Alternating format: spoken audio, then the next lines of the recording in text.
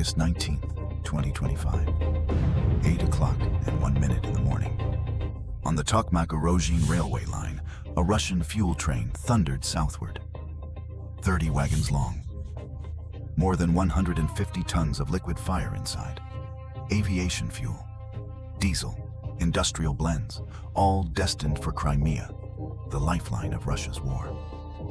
For Moscow, this steel convoy was not just transport, it was survival. Road convoys had been cut apart. Sea lanes turned deadly under Ukrainian drone swarms. The railway had become the last artery feeding an entire front, and this train was trapped on a single, narrow track with no escape. But the drivers did not know. They did not see. Above them, Ukrainian operators were already watching, mapping every signal, tracking every move, waiting for the perfect second. In less than 7 minutes, a handful of drones would rewrite the balance of the war. Can 7 small machines erase an empire's supply line? Stay with us as we uncover the strike that turned steel and fuel into Russia's greatest vulnerability. The railway line from Tokmak to Urozhin had become Russia's most fragile artery. Every convoy of trucks risked destruction from Ukrainian artillery. Every shipment at sea faced Sea Baby-class naval drones lurking in the dark waters of the Black Sea. That left only the railway. A single track that carried the lifeblood of Russia's army in Crimea. Russian logistics planners knew it was dangerous. They reinforced the convoys with guards.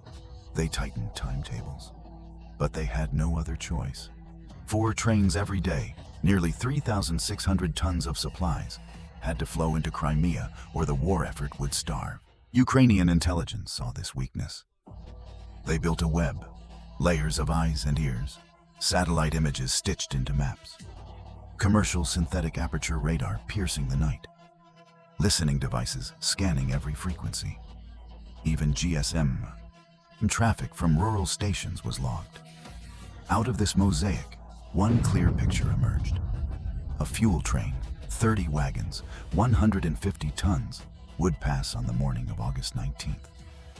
The mission was prepared with cold precision. Drone operators studied every curve of the track. They timed the locomotive's average speed. They marked the kill zone, a stretch of line deep in open fields, hard for Russian forces to reach, impossible to escape once inside. The weapon chosen was small but deadly. The Malyuk V-2 kamikaze drone. Just 5 kilograms each, wrapped in polymer skin, carrying a low-density explosive core. It was not the drone that would destroy the train, but the fuel inside Bamasimag. Each drone was only the spark. The train itself would become the firestorm. 7 drones. That was all. Their range stretched 210 kilometers. Their guidance fused GLONASS with GPS. Their encrypted data links ran with satellite recall algorithms. They were designed to fly low, under radar, at altitudes of less than 40 meters. Their radar signature was almost nothing. To Russian sensors, they were shadows at dawn. As the train departed Tokmak's regional control center, 12 cylinders of the TE-33A locomotive thundered into motion. 30 wagons followed, creaking under the weight of aviation fuel, diesel, and blended industrial chemicals. Each wheel struck the rails with metallic rhythm, unaware it was being counted, measured, hunted. In the silence of distant command posts, Ukrainian operators tightened their grips on the controls. On their screens, the target moved closer to the intersection point. The trap was set. The rails were waiting. The calm before the strike would last only minutes more. The Russian fuel train thundered across the steppe, a steel serpent more than half a kilometer long. 30 wagons followed the diesel locomotive, each one a rolling barrel of fire. The numbers told the story. 6 wagons filled with jet fuel, 12 loaded with diesel, and the rest carrying blended industrial stocks. Together, 150 tons of explosive potential hurtled southward. At the front was the TE-33A locomotive, a machine built for endurance. 12 cylinders, 300 horsepower, and a top speed of 100 kilometers per hour. Painted in the dull gray of Russian industry, It was designed to drag weight, not to dodge danger. On this line, there was no room for escape. The track was narrow, with no bypass, no alternate path. The convoy was committed. To Moscow, this train was more than cargo. It was a moving fuel depot, the bloodstream of the war. Every wagon carried the power of artillery batteries, the lifeblood of armored divisions, the flight hours of combat aircraft. Without it, tanks would stall, artillery would fall silent, and helicopters would never leave the ground. But to Ukrainian operators watching from afar, it was something else. A perfect target. On their screens, the 30 cars looked less like supplies and more like dominoes waiting for a single push. The strategy was not to strike every wagon. It was to ignite one and let the fire consume the rest. The convoy moved into the designated intersection point, a lonely stretch of rail surrounded by dry fields. The air was heavy with late summer heat. The rails glimmered faintly under the sun. It was here, in this exposed corridor, that the ambush would unfold. The Ukrainian drones were already airborne, flying in 3 formations. The first segment tracked the train, adjusting vectors with satellite precision. The second carried out the dive strikes, programmed to plunge into fuel-laden wagons at deadly angles. The third was held back as reserve, to jam, to sabotage, to ensure no Russian signal could call for help. Above the train, invisible to the naked eye, 7 polymer-clad machines skimmed the horizon. Each weighed no more than a bird of prey. Each carried just enough explosive to puncture steel and awaken the fury sloshing inside the wagons. Inside the locomotive, the Russian crew kept their eyes on the rails, unaware of the storm forming overhead. The diesel engine roared.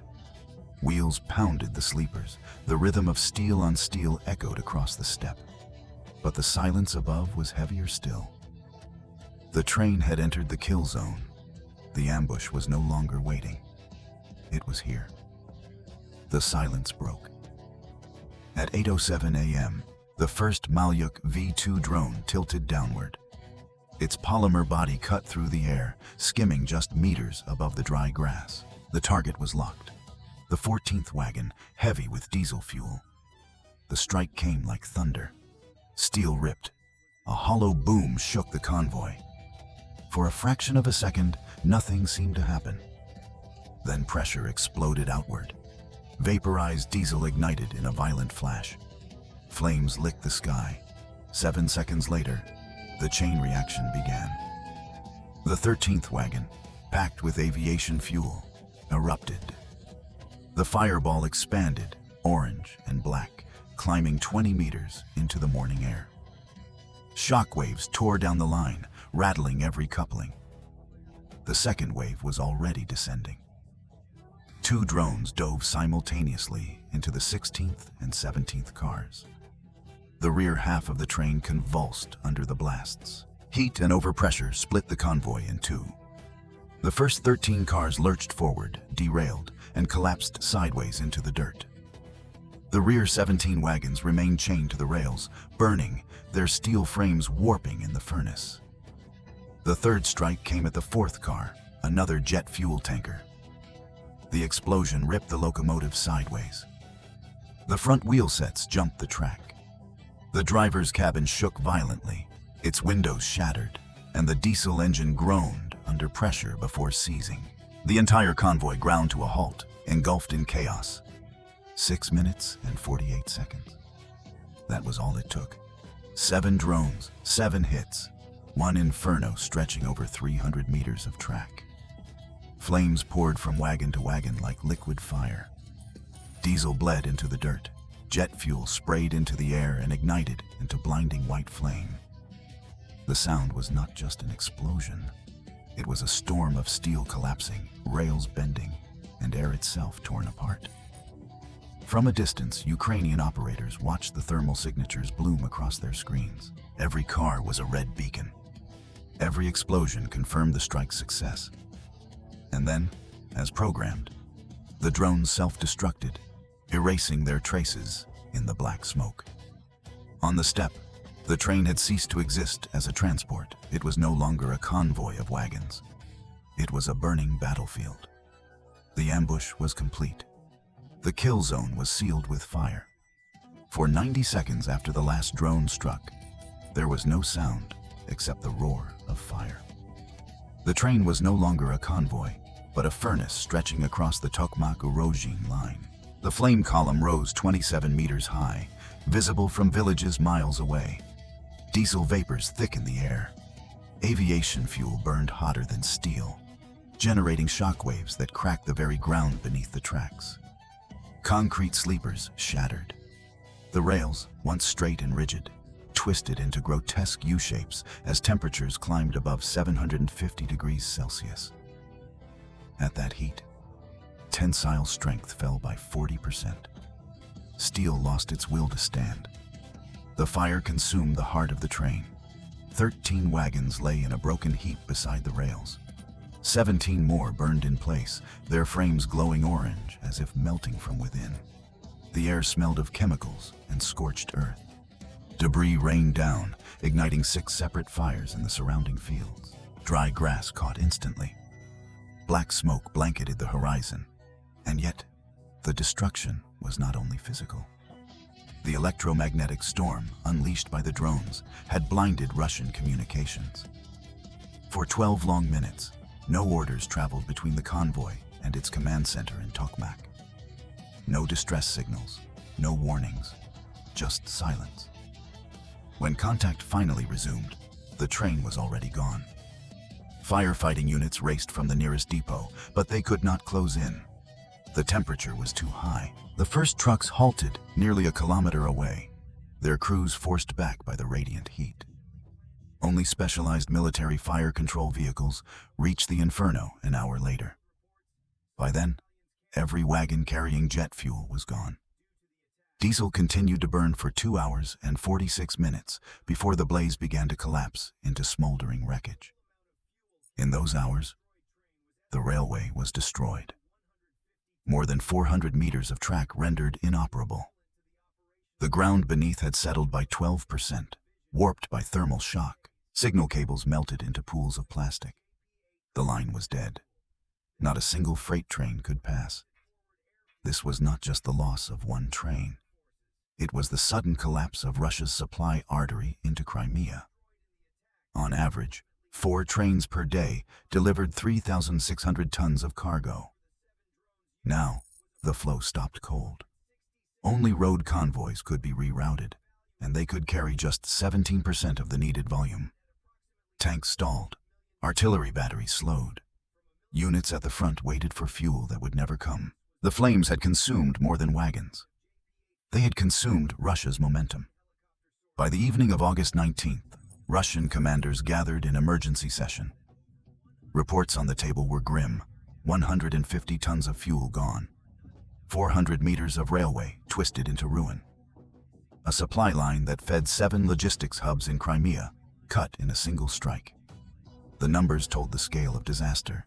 Each daily train carried 900 tons of cargo. 4 per day meant 3,600 tons of ammunition, fuel, and water. Without the line, convoys on the road could deliver only 17% of that volume. It was not enough to keep an army alive. The cost of Ukraine's attack was astonishingly low. 7 drones, each worth $38,000, a total expense of just $266,000. In exchange, they erased millions in fuel, grounded over 100 helicopter sorties, and stalled an entire front for 72 hours. Field units felt the shock immediately. Planned tank deployments were postponed. Artillery batteries slowed their firing cycles. Infantry units reported shortages of water and diesel for transport. Even Russian air missions faltered as JP-8 jet fuel vanished in the fire. By August 20th, some battalions canceled movement orders altogether. The front line froze. For Moscow, the response was desperate. Logistics planners redirected some shipments into camouflaged tanker convoys. But the effort was too slow, too thin. The main supply load could not move until the railway was rebuilt. Repairs took 6 days of non-stop engineering. New rails, new sleepers, even ground reinforcement. But during those days, Ukraine struck again. hitting road convoys that had bunched up at Crimea's northern exit. Russia's military was forced into a new defensive posture. 17 new radar stations were ordered along the Tokmak-Urozhain line. Electronic warfare units were redeployed. Air defenses were stretched thin across open terrain. And still, nothing could guarantee safety. The Malyuk V-2 drones could shift course until the final second, skimming under radar at 40 meters. To stop them was nearly impossible. The psychological cost was just as great. Russian soldiers watched fuel depots burn from miles away. Civilians posted footage of the inferno online, spreading the image of helplessness. In military circles, the attack was hailed as a perfect example of asymmetric warfare. Maximum damage at minimum cost. The lesson was undeniable. Ukraine had turned Russia's strength into its weakness. Steel rails became a battlefield. Fuel became a weapon against its master. The shockwave of this strike was not measured only in tons and dollars. It was measured in fear, hesitation, and the knowledge that nowhere, not even behind the front, was safe. August 19, 2025. In just under 7 minutes, 7 drones rewrote the story of a war. What began as a train of steel and fuel, 30 wagons, 150 tons, ended as a shattered artery in the Russian war machine. The explosion